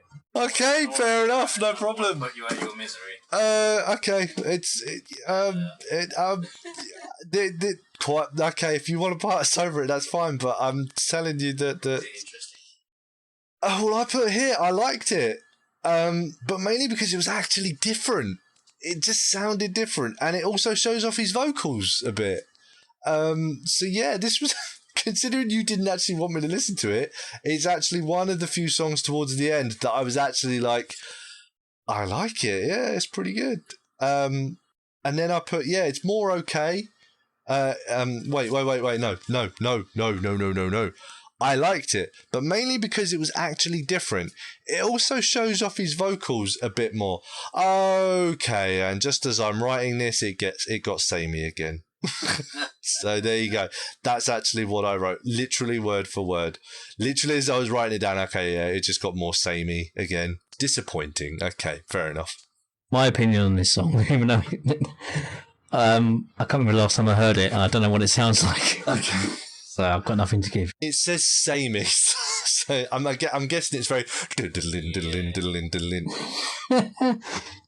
Anyway, so on to the last song I last gave you. songs, yeah. Sorry, mate. Sorry, my fault. I apologise. Fear of the Dark from Fear of the Dark.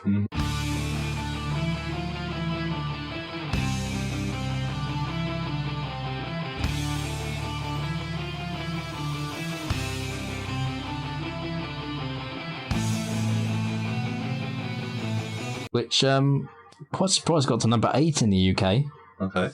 even though the song lasts 7 minutes and 22 seconds. Before I get into the explanation of the song, what was your opinion? I'm Long gonna song. read you my word for words again. Here we go. Fear of the Dark. Okay, this is really good, but I'm not falling for this again. No. 1 minute 43, and there it is. Yeah, I had a Feeling you were going to say something along those lines. So it starts off quite restrained. Yeah, Different. With, different. He's going about. which after all of the diddlin, I was like, okay, yeah, I need different, which is why I liked, No Prayer for the Dying, and then it got me because it turned samey again, and then this one I was like, oh, again, I'm not falling for this one again, and I was proven right. It's about a man who walks alone, walking a dark road. The fear, my only friends. fear of the dark. I got a t-shirt to prove that I'm dark-hearted. Fear of the dark. Mm-hmm. A bit campy. But I like the intro. Yeah. The rest of the song, I liked it right up until the 1 minute 43 mark. the guitar kicks in. Yeah. and it becomes just a load of guitar solos for the 6 same minutes. as the past 15 songs you've asked me to listen to. So yeah, Steve, it won't surprise you to know the song was inspired by Steve Harris being afraid of the dark. Okay. The song goes on about the fear of being watched or followed. Okay, yeah. I mean, that's an emotion that we can all relate to. Yes. This song has become a live favourite, gets played at all their shows. First time I ever heard this song, it was a live version on Kerrang! Okay. When I had the Greatest Hits album, there was a live version on it. So this song was like, oh, this is the live song that you have to hear from this band. Mm-hmm. And then I heard their album version, I was like, not as good as the live version. Oh, you think they do it better? Better live, yeah, it's more Personally, yeah. theatrical. Yeah. And they go, Fear of the Dark. And they go to call to the crowd. The crowd goes, Fear of the Dark. I don't think it would have kept, the microphone would have picked that up. I don't know. I wasn't watching. Yeah. So, yes, it works better live than it does on the album. Although, listening to it again, I didn't mind it too much on the album. But it's not a song I'd go back to a lot. watching live version actually live, being there was quite cool. It's like dressed up as like this guy in dark outfit, you know, Grim Reaper, yeah, man who walks alone, you know. But the problem with the song is the long, drawn-out guitar solos. Mm-hmm. Better live, to be fair, but I don't think it needs to be this long. I will agree with you on that one. I don't think this song in particular needs to be this long. But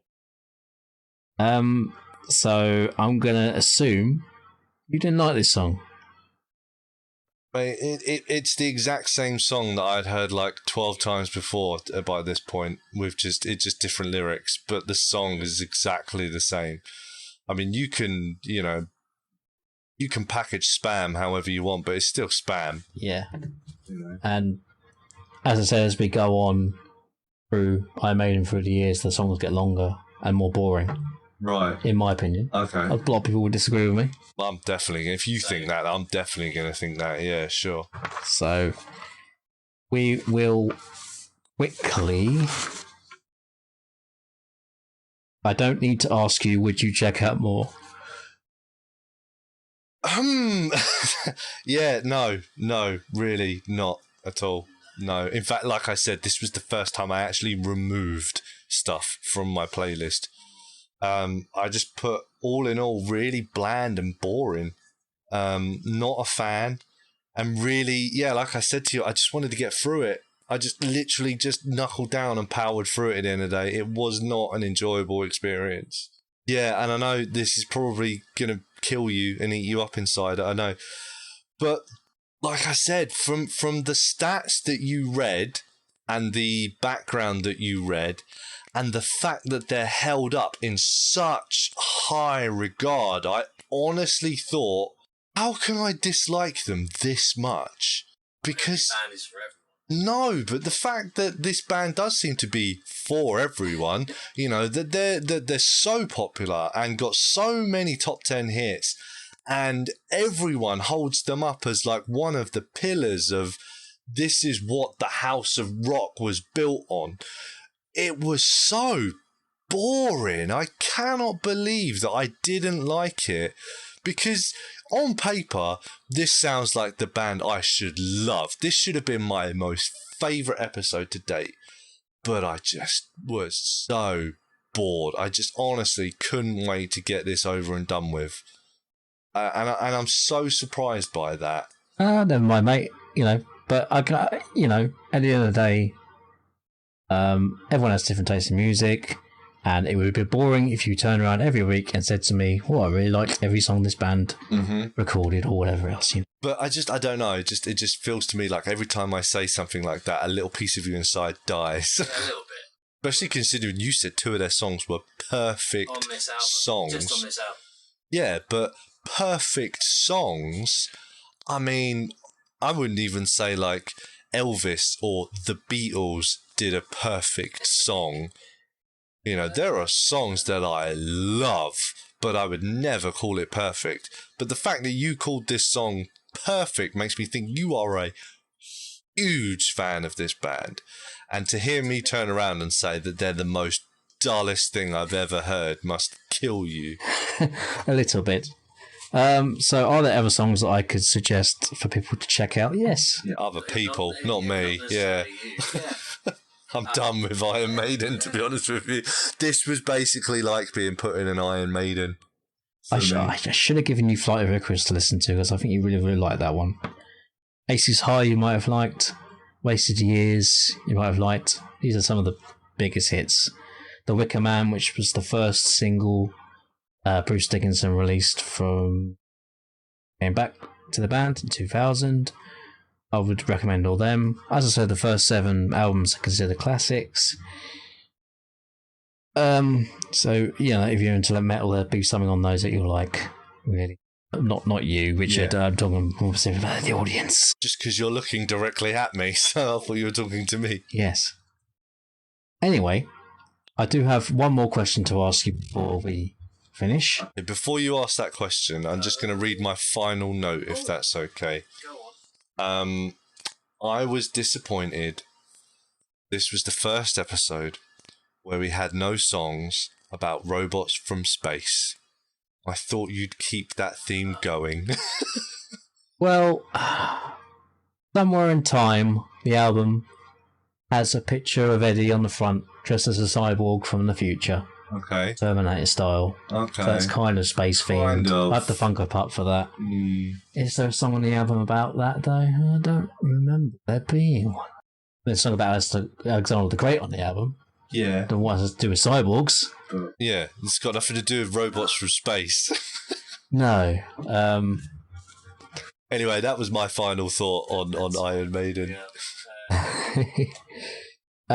So you've listened to the big three of early metal from the UK: Black Sabbath, Judas Priest, and Iron Maiden. Which of the three do you prefer from what you've listened to so far? Maiden, definitely. That's tough because I knew a lot about Sabbath anyway, so that was something. So I would probably say Sabbath is my favourite, but Judas Priest was a pleasant surprise, and I was genuinely surprised about some of the songs that I heard that I genuinely really liked. So I'm pleasantly pleased by that one, and will be happy to check more of them out. So that one's good. I'm going to say Sabbath is obviously the favourite, but that's because I knew a lot of Sabbath stuff anyway. So it's kind of hard to disregard that part of it already.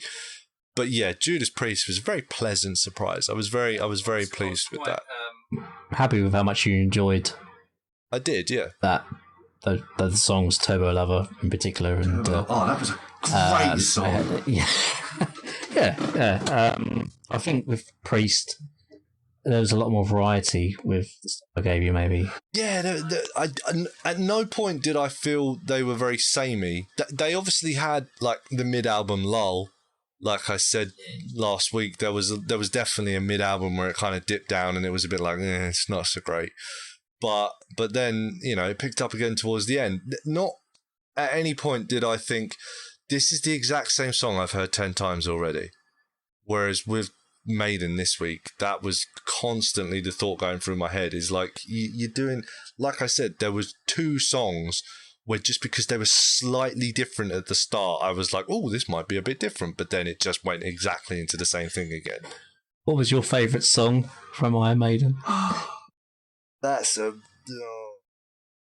you know what? I would have probably said initially Trooper, but the fact that I took it off of my playlist because it just made it seem so exactly the same as everything else.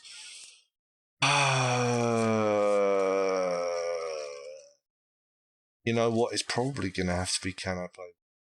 Just because it was one I'd heard before. Maybe Invaders? That was pretty good. But then that's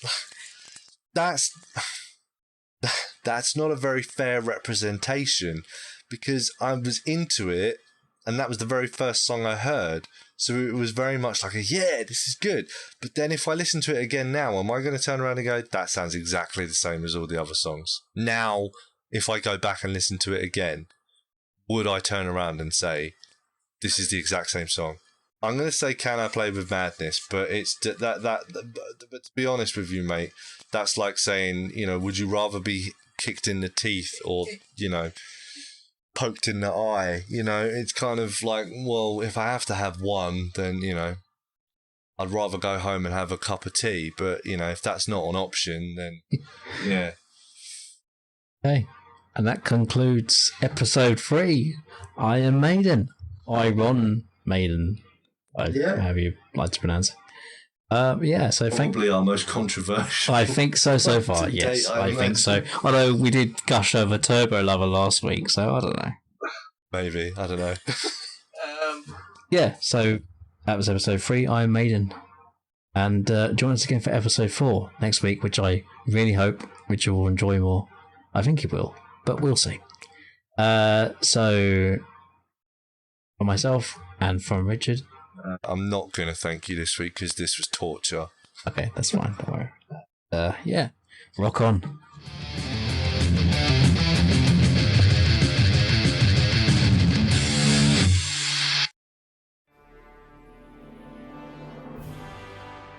Hey you, did you like this? Make sure you like and subscribe. Check out our other channels. And watch our playlist. Rich T Entertainment.